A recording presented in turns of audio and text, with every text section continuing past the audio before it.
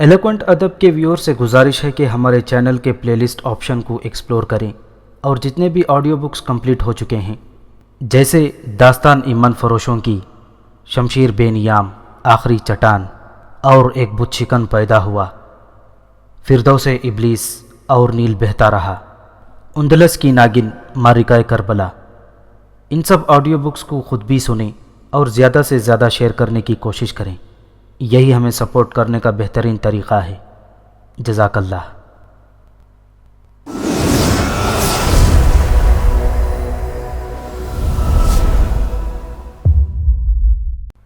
مستول پر چڑھے ہوئے لوگ اچانک چیخنے لگے اور ان کے الفاظ صاف سنائی دیے تھے، زمین زمین۔ اور یہ الفاظ سن کر سبھی چونک پڑے تھے، سب اپنی جگہ جمع ہو گئے تھے اور سب کی گردنیں اوپر اٹھی ہوئی تھیں، ان کی سماعت اسی طرف متوجہ تھی۔ زمین، ہمیں زمین نظر آ رہی ہے۔ اوپر والوں نے نیچے والوں کو آواز دی۔ کون سے رخ پر؟ پوگاس نے چیخ کر پوچھا۔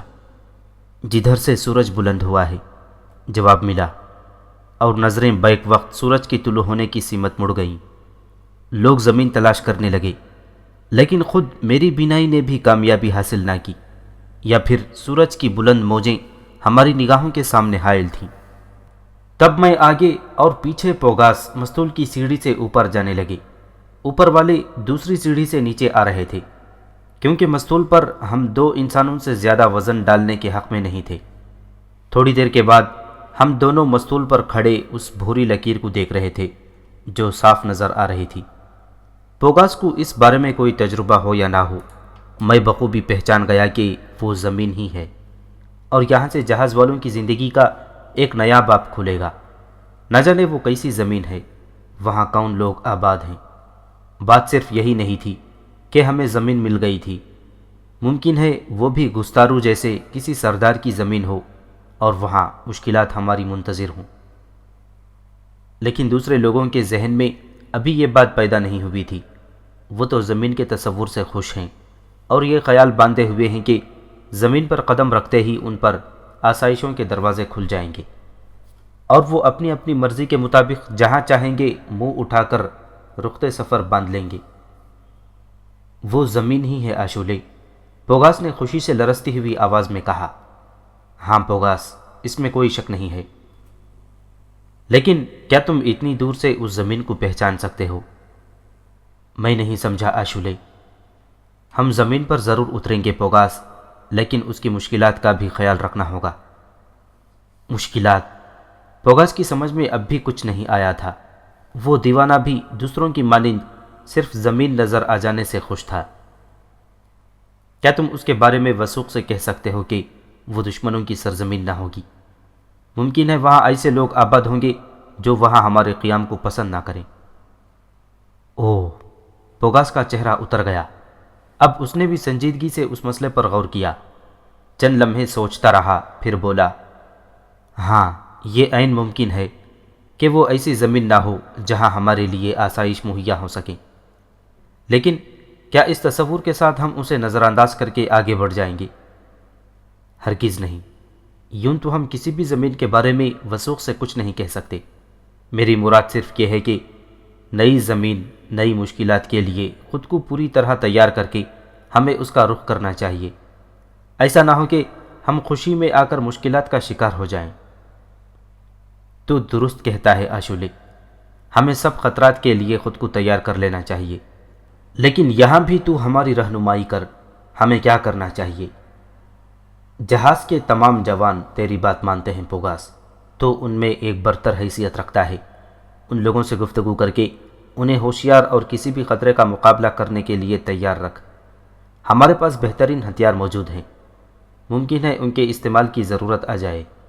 زندگی گزارنے کے لیے ہر لمحے سپاہ گیری کے فن سے آشنا رہنا ضروری ہے۔ میں تجھ سے متفق ہوں آشولے۔ کیا میں ان منتظر لوگوں میں جاؤں اور انہیں ان باتوں سے آگاہ کر دوں؟ پوگاس نے پوچھا۔ ہاں، بادبانوں کے رخ بھی تبدیل کرا دے۔ ہمیں تیز رفتاری سے اس طرف سفر کرنا ہوگا تاکہ سورج کے روپوش ہونے سے پہلے اس زمین پر اتر کر اس کا جائزہ لے سکیں۔ پوگاس تیزی سے واپس پلٹ پڑا۔ اور پھر وہ اسی تیزی سے سیڑھیاں اترنے لگا۔ تھوڑی دیر کے بعد سارے جوان اس کے گرد جمع تھے اور وہ انہیں میری ہدایات سے آگاہ کر رہا تھا۔ میں نے ان لوگوں کے چہروں پر بے پناہ مسرت دیکھی، سب کے سب تیزی سے کاموں میں مصروف ہو گئے تھے۔ بادبانوں کے رخ بدل دیے گئے اور پھر جوانوں نے پیٹوار سنبھال لیے۔ جہاز کی رفتار غیر معمولی حد تک تیز ہو گئی تھی اور چمکتے ہوئے سورج میں بھی بھوری لکیر برق رفتاری سے واضح ہوتی گئی۔ میری تیز نگاہیں اب اس زمین کا جائزہ لے سکتی تھیں۔ مجھے ان پر درختوں کے جھنڈ سے نظر آ رہے تھے۔ بھورے کنارے سنسان تھے اور وہاں انسانوں کے نقوش موجود نہیں تھے۔ بہت دور ہونے کے باوجود میں نے اندازہ قائم کیا کہ کم از کم ساحل آباد نہیں ہے۔ آبادی ہے تو درختوں کی دوسری طرف ہے، اور یقیناً وہاں ایسے لوگ آباد ہیں جو ابھی جدید ترقیوں سے روشناس نہیں ہوئے ہیں، اور میں ایسے لوگوں سے خوب واقف تھا۔ ظاہر ہے میرے علاوہ اور کون انہیں جان سکتا تھا۔ جہاز زمین کی طرف چلتا رہا۔ جوانوں میں بے حد جوش و خروش تھا۔ میرا ذہن متضاد خیالات کا شکار تھا، اور میری توقع سے بہت پہلے جوانوں نے جہاز کو ریت کی زمین پر پہنچا دیا۔ اب سب لوگ اس زمین کو قریب سے دیکھ سکتے تھے، اور دیکھنے والے دیکھ رہے تھے، خوشی سے ہاتھ ہلا رہے تھے۔ میں بھی دیکھ رہا تھا اور بہت دور تک دیکھتا رہا۔ میں اپنے خیالات پر اٹل تھا۔ طویل و عریض زمین پر کسی جاندار کا وجود نہیں تھا۔ انسان تو کجا، جانور بھی نہیں نظر آ رہے تھے۔ ہاں، درختوں کی کثرت تھی، جن میں ناریل، تاڑ اور دوسرے درخت بھی نمایاں تھے۔ کھجوروں کے درختوں کی بھی بہتات تھی۔ گویا زندگی گزارنے کے لوازمات موجود تھے، سوائے پانی کے۔ پانی مجھے نظر نہیں آ رہا تھا، اور میرے ذہن میں یہ علاقہ آباد نہ ہونے کی ایک وجہ یہ بھی تھی کہ یہاں پانی موجود نہیں تھا۔ جہاز پر اب بھی پانی کا بہت بڑا ذخیرہ موجود تھا، لیکن اتنا بھی نہیں کہ کوئی متبادل انتظام نہ ہونے کے باوجود زندگی گزاری جا سکے۔ ان حالات میں یہ بیکار زمین تھی، لیکن بالکل مایوسی بھی نہیں تھی۔ درختوں کی نمود بھی آخر کسی چیز سے ہوئی ہوگی۔ کم از کم زمین کے نیچے ایسا پانی ضرور موجود ہے جو درختوں کو زندگی دے سکتا ہے، ورنہ یہ علاقہ سرسبز نہ ہوتا۔ بالآخر جہاز اتنے پانی میں پہنچ گیا جہاں سے وہ آگے نہیں بڑھ سکتا تھا، اور طاقتور بازوؤں والے جوانوں نے چپو چھوڑ دیے۔ میں نیچے اترنے لگا اور پھر ان کے درمیان پہنچ گیا۔ انہوں نے مجھے اپنے درمیان نمایاں جگہ دے دی۔ اب کیا حکم ہے آشولے؟ ہم سب تیری رہنمائی کے منتظر ہیں، پوگاس نے آگے بڑھ کر کہا۔ سورج کی روشنی میں ابھی کافی جان باقی ہے، تاہم 10 مضبوط جوان ہتھیاروں سے مسلح ہو کر میرے ساتھ آئیں۔ میں اس زمین کا جائزہ لوں گا۔ 5 جوانوں کی مسلح ٹولیاں زمین پر پھیل کر اتنی دور تک جائیں کہ جہاں سے انہیں دیکھا جاتا رہے۔ اس کام کے لیے 2 آدمی سرچ ٹاور پر چڑھ جائیں، جہاں سے وہ ان ٹولیوں پر نگاہ رکھے، اور باقی جوان ہتھیاروں سے لیس جہاز پر منتظر رہیں، تاکہ کوئی خطرہ درپیش ہو تو فوری طور پر ان سے نمٹنے کی صحیح کر سکیں۔ عورتیں حسب معمول خوراک وغیرہ کی تیاریوں میں مصروف رہیں، اور ایک خاص ہدایت اور یاد رکھی جائے کہ وہ یہ کہ فوری طور پر پانی کا استعمال کم سے کم کر دیا جائے، تا وقت کہ ہم قابل استعمال پانی تلاش نہ کر لیں۔ کیا تم نجات دہندہ آشولے کی ہدایات سمجھ گئے؟ پوگاس نے دوسرے لوگوں کی طرف رخ کر کے کہا۔ ہاں، ہم نے سن لیا، ہم ایسا ہی کریں گے جیسی ہدایات ملی ہیں، سب نے بیک وقت کہا۔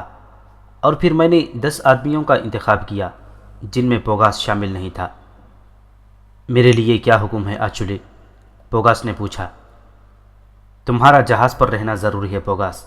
تم جانتے ہو یہ زمین ہمارے لیے اجنبی ہے، ہم نہیں جانتے اس کی کیفیت کیا ہے، یہاں کیسے حالات ہمارے منتظر ہیں، اس لیے جہاز ہمارے لیے بہت اہمیت رکھتا ہے۔ تم ان لوگوں میں سب سے ذہین اور منتظم شخصیت کے مالک ہو، اس لیے تم بہتر طور پر اس کی نگرانی کر سکتے ہو۔ جو حکم آشولے، ہم تیرے حکم کی تعمیل کریں گے، پوگاس نے خوش دلی سے کہا۔ دوسرے 5 افراد کی ٹولیاں بھی منتخب ہو گئیں، اور پھر ہم پانی کو عبور کر کے ریت کی زمین پر آ گئے۔ بھوری نرم ریت میں پاؤں دھس رہے تھے۔ ریت شفاف تھی، اس پر کوئی نشان نہیں تھا۔ اگر ریت پر نشانات ہوں گے تو بھی ہوا ان کی ترتیب بگاڑ دیتی ہوگی۔ ریت بلندیوں کی طرف گئی تھی، چنانچہ ہم یہ بلندیاں عبور کرنے لگے۔ اور تھوڑی دیر کے بعد میں اپنے 10 ساتھیوں کے ساتھ ریت کی چوٹی پر پہنچ گیا جہاں سے ڈھلان شروع ہوتے تھے۔ ہوا نے اس علاقے کی ذمہ داری اپنے کاندھوں پر سنبھالی ہوئی تھی، اس لیے درختوں کے سوکھے ہوئے پتے اور دوسری چیزیں ترتیب سے ایک لائن میں سمٹی ہوئی تھیں۔ ڈھلان پر سب سے پہلے ہماری نگاہ ایک پنجر پر پڑی۔ شاید ویل مچھلی کا پنجر تھا۔ اچھا خاصا چھوٹا موٹا جھونپڑا معلوم ہوتا تھا۔ اس میں تعفن کا کوئی نشان نہیں تھا، شاید بہت پرانا تھا۔ ہم اس کے قریب پہنچ گئے اور غور سے اسے دیکھنے لگے، لیکن ساخت سے پتہ چلا کہ وہ ویل مچھلی کا نہیں بلکہ کسی چوپائے کا پنجر ہے۔ لیکن اتنا بڑا چوپایا اس دور میں ممکن نہیں تھا۔ میں نے ابتدائی دور میں بہت بڑے جانور دیکھے تھے، انوکھے اور عجیب و غریب، لیکن جوں جوں وقت گزرتا جا رہا تھا وہ جانور مفقود ہوتے گئے۔ شاید انسان کی مشکلات کم کرنے کے لیے عظیم قوت نے انہیں فنا کر دیا تھا، ورنہ اگر وہ باقی ہوتے تو دنیا کی ترقی میں سب سے بڑی رکاوٹ بنتے۔ میں نے پنجر سے اس جانور کی ساخت کا پتہ لگایا اور پھر غور کرنے لگا کہ یہ پنجر کتنا پرانا ہو سکتا ہے۔ اگر یہ زیادہ پرانا نہیں تو اس پراسرار زمین پر اس کی موجودگی کسی بھیانک خطرے کی علامت تو نہیں ہے؟ کیا ایسے ہی دوسرے جانور بھی یہاں موجود ہو سکتے ہیں؟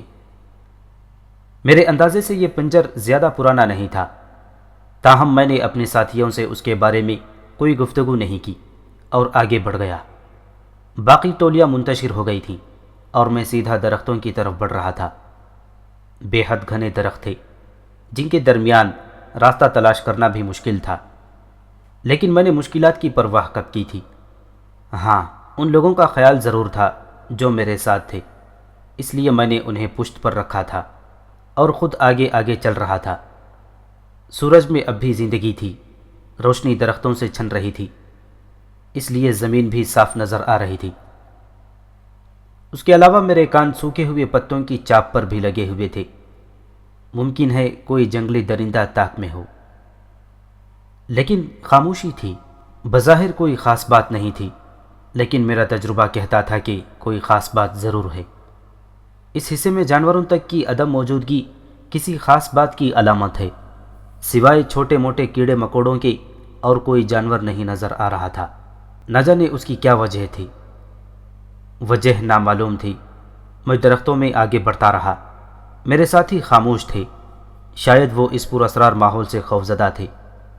بہت دور نکلنے کے باوجود درختوں کا سلسلہ ختم نہ ہوا۔ ہاں، آگے جا کر یہ سلسلہ زیادہ گھنا نہیں تھا بلکہ چھترا ہوتا گیا تھا، لیکن اتنا راستہ طے کرنے میں کافی وقت لگ گیا تھا۔ اور اچانک یوں محسوس ہوا جیسے سورج کا گولا ایک جھٹکے سے سمندر میں گر پڑا ہو۔ ایک دم ہی تاریکی پھیل گئی۔ تب میں نے سوچا کہ اگر میں تنہا ہوتا تو دن کی روشنی یا رات کی تاریکی کوئی اہمیت نہیں رکھتی تھی، لیکن میرے ساتھ 10 جوانوں کی زندگی کا سوال ہے۔ ان کی زندگی کو خطرات پیش آ سکتے ہیں، اس لیے آج کی مہم جوئی ترک کی جائے اور باقی کام کل پر چھوڑا جائے۔ شاید وہ لوگ خود بھی یہی چاہتے تھے۔ واپسی کا سفر بہت تیزی سے کیا گیا کیونکہ ہم جلد سے جلد ان درختوں سے نکل جانا چاہتے تھے، اور پھر بغیر کسی حادثے یا واقعے کے ہم درختوں کے درمیان سے نکل آئے۔ ویسے میں اس پراسرار سرزمین کے بارے میں زیادہ پر امید نہیں تھا۔ حالات بتا رہے تھے یہاں خطرات موجود ہیں۔ میرے لیے تو تمام خطرات بے ضرر تھے، لیکن ان لوگوں کی زندگی کی حفاظت بہرحال میرے ذمے آ پڑی تھی۔ ہم جہاز پر پہنچ گئے۔ دوسری ٹولیاں بھی واپس آ گئی تھیں۔ وہ لوگ اپنے ساتھ بہت سے ناریل اور کھجوریں لائے تھے اور انہیں صاف کر دیا گیا تھا۔ ہمارے پہنچنے پر انہوں نے خوشی کا اظہار کیا۔ سب ہمیں گھیر کر کھڑے ہو گئے۔ تم میں سے کسی نے کوئی خاص بات معلوم کی؟ میں نے پوچھا۔ کوئی خاص بات نہیں نجات دہندہ، سوائے ایک کے، ایک ٹولی کے آدمی نے کہا۔ وہ کیا؟ میں اپنی ٹولی کے ساتھ جنوبی سمت گیا تھا۔ ہم لوگوں نے کافی تیز رفتاری سے سفر کیا تھا۔ راستے میں ہمیں جانوروں کے پنجر ملے۔ چھوٹے بڑے جانور تھے، لیکن ایک تازہ پنجر شیر کا تھا جس کی گردن سلامت تھی، چنانچہ اس کے نچلے جسم کی ہڈیاں تک چبا لی گئی تھیں۔ عجیب حالت تھی اس کی۔ خوب، میں نے دلچسپی سے کہا۔ تمہارے خیال میں وہ پنجر کتنا پرانا ہوگا؟ زیادہ نہیں، کیونکہ شیر کی گردن کا گوشت سڑ رہا تھا۔ کون سی سمت بتائی تھی تم نے؟ جنوبی سمت۔ ٹھیک ہے، کل ادھر کا جائزہ لیں گے۔ میں نے اس اطلاع پر کسی خاص جوش یا جذبے کا اظہار نہیں کیا اور پھر سب منتشر ہو گئے۔ جہاز پر موجود لوگوں کے اطمینان میں کوئی فرق نہیں آیا تھا۔ وہ اسی طرح اپنے کاموں میں مشغول ہو گئے جس طرح سمندر میں سفر کرتے ہوئے رہتے تھے۔ پھر رات کے کھانے کے بعد میں نے انہیں کچھ ہدایات دیں۔ احتیاطاً میں نے 2 آدمیوں کو سرچ ٹاور پر اور 8 آدمیوں کو جہاز کے چاروں طرف پہرے کے لیے تعینات کر دیا۔ میں نے ان کے اوقات مقرر کر دیے۔ پوری رات کے لیے 4 پارٹیاں ترتیب دے دی گئی تھیں جنہیں اپنے اپنے وقت پر پہرا دینا تھا۔ میں نے انہیں خصوصی ہدایت دیتے ہوئے کہا، چونکہ یہ سرزمین ہمارے لیے نئی اور بالکل اجنبی ہے، ممکن ہے یہاں کی رات یہاں کے بسنے والے درندوں کے لیے شکار کا وقت ہو، ممکن ہے یہاں وحشی لوگ آباد ہوں جو جہاز کو دیکھ کر چھپ گئے ہوں اور رات کی تاک میں ہوں۔ اس لیے پہرا دینے والی پارٹی کی پوری ذمہ داری ہے کہ وہ جاگ کر اور ہوشیاری سے قرب و جوار کے ماحول پر نگاہ رکھیں، اور اگر کوئی خطرہ پیش آئے تو شور مچا کر سب کو ہوشیار کر دیں۔ اس کے علاوہ سونے سے پہلے اپنے اپنے ہتھیار نزدیک رکھ کر سوئیں تاکہ کسی فوری ضرورت پر انہیں ہتھیار تلاش کرنے میں دقت نہ ہو۔ ہم ایسا ہی کریں گے آشولے، پوگاس نے کہا۔ یوں پہلی پارٹی کے 2 جوان مستول پر چڑھ گئے اور باقی 2 کی تعداد میں جہاز کے چاروں سمت گشت کرنے لگے تاکہ سمندر اور خشکی دونوں طرف نگاہ رکھی جائے۔ ان کاموں سے فارغ ہو کر میں آرام کرنے چل پڑا۔ میں اپنی خوابگاہ میں داخل ہونے والا تھا کہ مجھے شیرائیہ نظر آئی۔ وہ شاید میری منتظر تھی۔ میں ٹھٹک کر رک گیا۔ شیرائیہ آہستہ قدموں سے میری طرف بڑھ آئی اور پھر وہ میرے قریب پہنچ کر رک گئی۔ میں اسے دیکھ کر مسکرا رہا تھا۔ کیا آج کی رات میں تیری خدمت میں رہ سکتی ہوں آشولے؟ تو مجھ سے ناراض تھی شیرائیہ؟ میں نے اس کی کمر میں ہاتھ ڈال کر اسے قریب کرتے ہوئے کہا۔ تجھ سے کون ناراض ہو سکتا ہے آشولے؟ ہاں، ہر دل میں تیرے لیے حسرت پیدا ہو سکتی ہے۔ ہر عورت تجھے زندگی بھر کے لیے اپنانے کی آرزو ضرور کر سکتی ہے، اور جب آرزویں پوری نہ ہوں تو گھٹن لازمی امر ہے۔ لیکن ہم جانتے ہیں کہ ہمارے پاس تیری تسخیر کا کوئی ذریعہ موجود نہیں ہے۔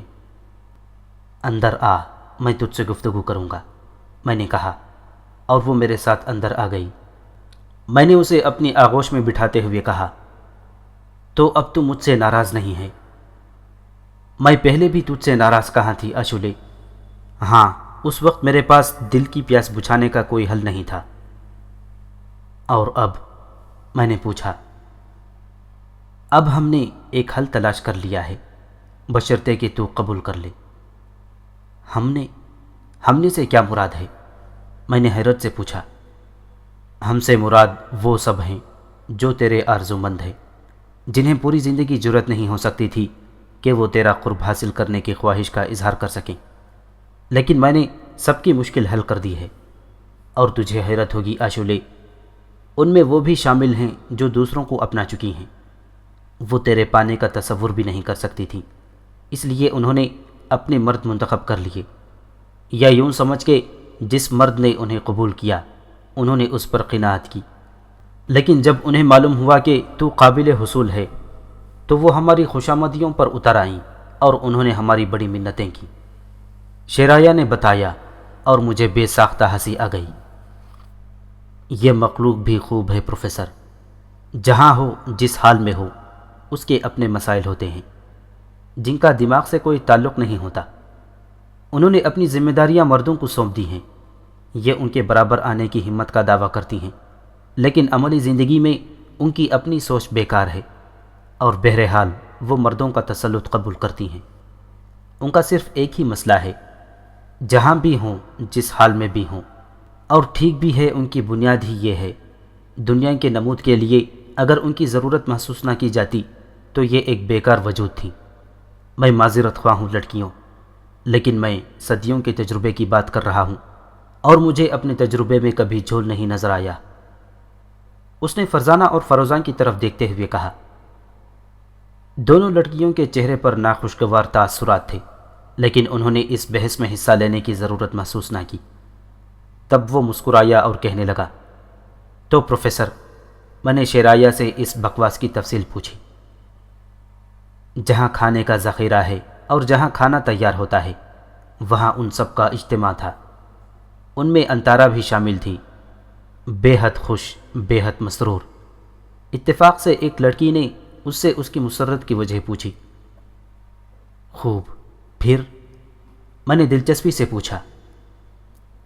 اس نے گزری رات کی داستان سنائی اور ہمیں بتایا کہ کس طرح اس نے ہماری گفتگو سن کر موقع سے فائدہ اٹھایا تھا۔ اس نے بتایا کہ عاشولے اجنبی انسان ہے، وہ دیوتاؤں کی دنیا کا باشندہ ہے، کوئی اس پر حق کا دعویٰ نہیں کر سکتا۔ ہاں، وہ جسے قرب بخش دے اسے زندگی میں کسی دوسرے مرد کی تمنا نہیں رہتی۔ اس کے ساتھ گزاری ہوئی ایک رات زندگی کا ماحصل ہے، سو ان بے شمار راتوں کا کیا فائدہ جو بیزاری سے گزاری جائیں۔ اس نے کہا کہ وہ اس رات کے تصور میں بقیہ زندگی سکون سے گزار سکتی ہے۔ اس نے کہا کہ اسے عاشولے پر کوئی دعویٰ نہیں ہے، خواہ اب پوری زندگی اسے عاشولے کی سانس کی قربت نصیب نہ ہو۔ اور ہم سب اس کی باتوں سے متاثر ہوئے۔ ہم نے مل کر سوچا کہ ہم میں سے کون کون اس کی طلبگار ہیں۔ تب انہوں نے بھی دل کے راز کہہ دیے، جو ان رازوں کو ہمیشہ سینے میں چھپائے ہوئے رہتی تھی۔ انہوں نے اس بات پر بڑی حیرت کی تھی کہ ہمیں عاشولے کی تنہائی نصیب ہو چکی ہے، اور وہ یہ کہ وہ خود بھی اس کی قربت حاصل کر سکتی ہیں۔ سو طے ہوا کہ عاشولے ایک بہت بڑا حاصل شدہ خزانہ ہے، جو بھی موقع سے فائدہ اٹھاتے ہوئے اس میں سے کچھ لے لے۔ اور یہ کسی ایک کا نہیں، بلکہ ایک مشترکہ مسئلہ ہے، تو کیوں نہ مل بانٹ کر کھایا جائے، بشرطے کہ عاشولے اسے قبول کر لے، اور جسے وہ قبول نہ کرے وہ قسمت پر شاکر ہو جائے اور کسی سے گلہ نہ کرے۔ تب عاشولے ہماری ایک انجمن بنی، اور متفقہ رائے سے مجھے اس انجمن کا سربراہ بنایا گیا، کیونکہ میں تمہاری پہلی عورت تھی اور ان کے خیال میں ان کے بارے میں تم سے گفتگو کر سکتی تھی، اور اپنے مسئلے میں تم سے تمہاری رائے معلوم کر سکتی تھی۔ چنانچہ اعزازی طور پر یہ رات مجھے بخشی گئی۔ تم خود غور کرو پروفیسر، کیا اس سے دلچسپ، اس سے مضحکہ خیز بات کچھ اور ہو سکتی تھی؟ میری طلبگار عورتوں نے ایک انجمن بنائی تھی، کتنا بڑا مسئلہ بن گیا تھا میں ان کے لیے۔ شیرایہ کی بکواس پر میں دل کھول کر ہنسا اور وہ بھی ہنستی رہی، اور پھر اس نے پوچھا کہ مجھے اس انجمن کے آراز و مقاصد پر کوئی اعتراض نہیں۔ اس لیے نہیں شیرایہ کہ تم اس کی سربراہ ہو، میں نے اسے خوش کرنے کے لیے کہا، اور میری اتنی بات پر عورت کے چہرے کے کنول کھل اٹھے۔ یہ ہوتی ہے عورت کی کمزوری، اور یہ ہوتی ہے اس کی حیثیت۔ تو پروفیسر، اس رات شیرایہ دوسری بار میرے بازوؤں کی زینت بنی۔ بڑی امنگوں بھری تھی شیرایہ بھی۔ تفصیل کا تصور تم خود کر لو۔ یہاں میری حیثیت نے ایک اور انوکھا رخ اختیار کیا تھا، اور یہ رخ مجھے ناپسند نہیں تھا۔ دوسری صبح پرسکون تھی۔ رات کے ذمہ دار مناسب انداز میں اپنی ڈیوٹی انجام دے رہے تھے۔ صبح انہوں نے مجھے مشترکہ رپورٹ دی۔ انہوں نے بتایا ساحل سنسان پڑے رہے، درختوں کی سمت بھی کوئی تحریک نہیں تھی، گویا ابھی تک اس ویران ساحل کی کوئی تفصیل سامنے نہیں آئی تھی۔ لیکن کل کی رپورٹ میرے پیش نگاہ تھی۔ شیر کی تازہ لاش، وہ بھی شیر کی، قابل غور بات تھی، لیکن یہ بھی ممکن تھا کہ وہ کسی اتفاقی حادثے کا شکار ہو، اس کے جسم کا گوشت گل گیا ہو۔ لیکن یہ تو دیکھنے کے بعد ہی فیصلہ کیا جا سکتا تھا۔ ویسے میں کچھ اور انوکھی باتیں سوچ رہا تھا، جس کا اظہار بعد میں کروں گا۔ تو یوں سمجھو پروفیسر کہ آج میں اپنی خصوصی قوتوں کو صحیح معنوں میں بروئے کار لانے کا ارادہ کر چکا تھا۔ پوگاس اور اس کے ساتھیوں کا خیال تھا کہ کل کی مانند آج بھی پارٹیاں ساحل کے بارے میں معلومات کو نکلیں گی، لیکن میں یہ ذمہ داری آج صرف اپنے اوپر رکھنا چاہتا تھا۔ آج کے لیے کیا ہدایات ہیں نجات دہندے؟ آج پورے دن تم اس جہاز پر آرام کرو گے پوگاس، زیادہ سے زیادہ ساحل پر اتر سکتے ہو، لیکن خبردار جہاز سے زیادہ دور نہ جانا، جہاز کی مکمل حفاظت کی ضرورت ہے۔ تو کیا آج اس جنگل کے اسرار معلوم کرنے کی کوشش نہیں کی جائے گی؟ پوگاس نے حیرت سے پوچھا۔ یوں سمجھو پوگاس کہ آج اس کے بارے میں کوئی مناسب فیصلہ کر لیا جائے گا۔ ممکن ہے ہم یہاں قیام کریں یا ممکن ہے ابتدائی چند روز اس ساحل پر اتر کر خشکی کا لطف اٹھائیں اور پھر سمندر میں آگے بڑھ جائیں، کسی ایسی دوسری زمین کی تلاش میں جہاں کا ساحل ہمارے لیے زیادہ کارآمد ہو۔ لیکن آشولے، پوگاس بدستور حیرت زدہ تھا۔ پریشان ہونے کی ضرورت نہیں پوگاس، پوری بات سنو۔ آج میں تنہا اس علاقے کے حالات معلوم کرنے جاؤں گا اور دور تک جاؤں گا۔ میرا خیال ہے میں یہ کام بخوبی انجام کر لوں گا، تمہیں میرے بارے میں فکر مند ہونے کی ضرورت نہیں ہے۔ یہ کیسے ممکن ہے آشولے؟ جہاز کا ایک بھی فرد تنہا تیری زندگی خطرے میں ڈالنے کے حق میں نہیں ہوگا۔ تو ہمارے لیے ایک نعمت ہے، اگر جنگلات میں تجھے کچھ ہو گیا تو ہم بے سہارا رہ جائیں گے۔ مجھے کچھ نہیں ہوگا میرے دوست، میری درخواست ہے جو کچھ میں کرنا چاہتا ہوں اس میں رخنہ اندازی نہ کر، یوں میں بہتر طور سے کام کر سکوں گا۔ پوگاس منہ کھول کر رہ گیا۔ میرے فیصلہ کن لہجے کے آگے کچھ بولنے کی گنجائش نہیں رہ گئی تھی، تاہم اس کے چہرے سے الجھن صاف عیان تھی۔ میں نے اس کے کندھے پر ہاتھ رکھتے ہوئے کہا، تجھے فکر مند ہونے کی چندان ضرورت نہیں ہے پوگاس، میں تیری ضرورت ہوں، خود مجھے اس کا احساس ہے۔ لیکن اگر مجھے خطرات لاحق ہوتے تو میں خود کوئی ایسا قدم نہ اٹھاتا۔ تو مجھ سے واقف نہیں ہے، آہستہ آہستہ ہو جائے گا۔ اس وقت تک جب تک تو مجھ سے واقف نہیں ہے، میری باتوں پر بھروسہ کر۔ مجھے کہیں کسی بھی جگہ کوئی خطرہ نہیں ہے۔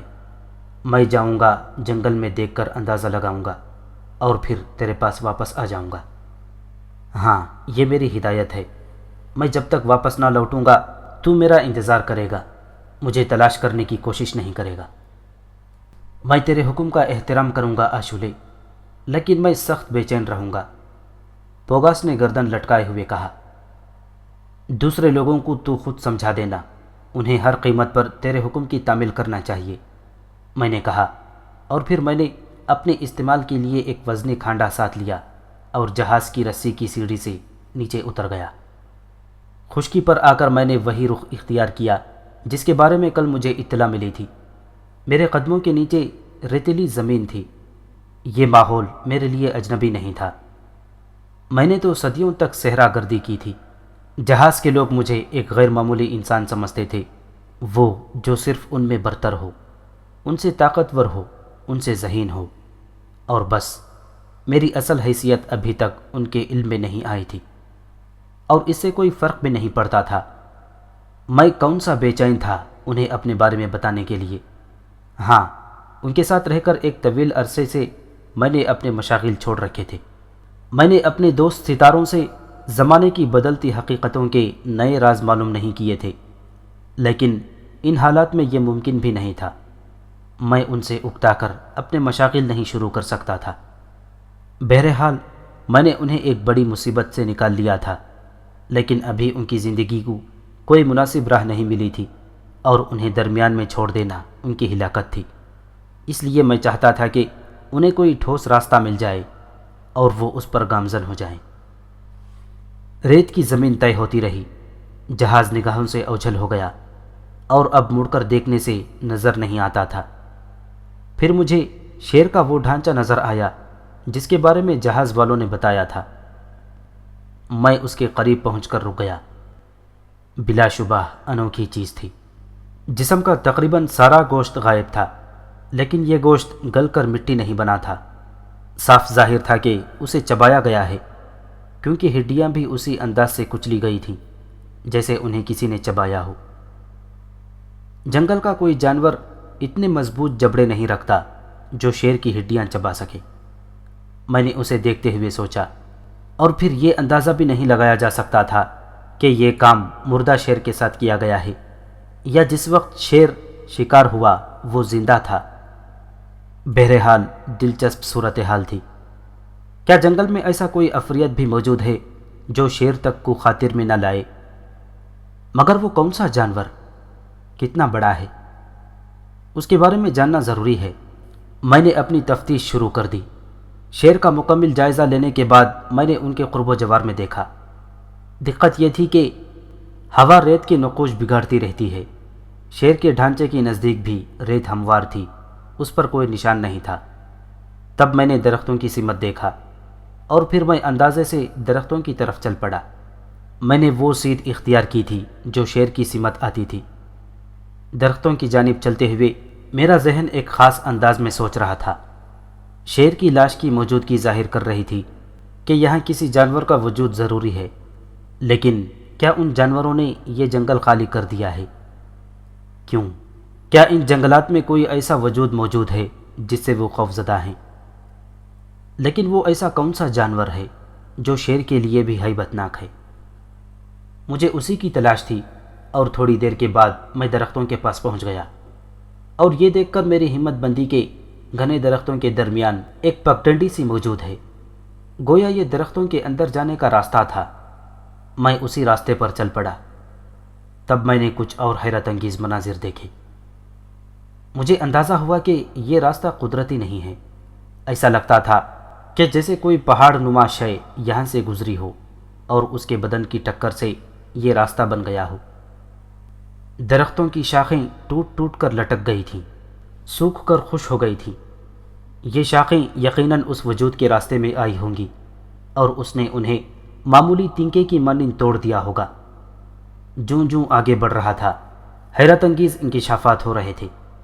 بات صرف شاخوں تک ہی محدود نہیں تھی، درخت بھی اکھڑے ہوئے تھے۔ خوفناک وجود نے انہیں جڑ سے اکھاڑ پھینک دیا تھا۔ آخر وہ کون سا جانور ہے جو اس قدر جسیم، طاقتور اور خوفناک ہے؟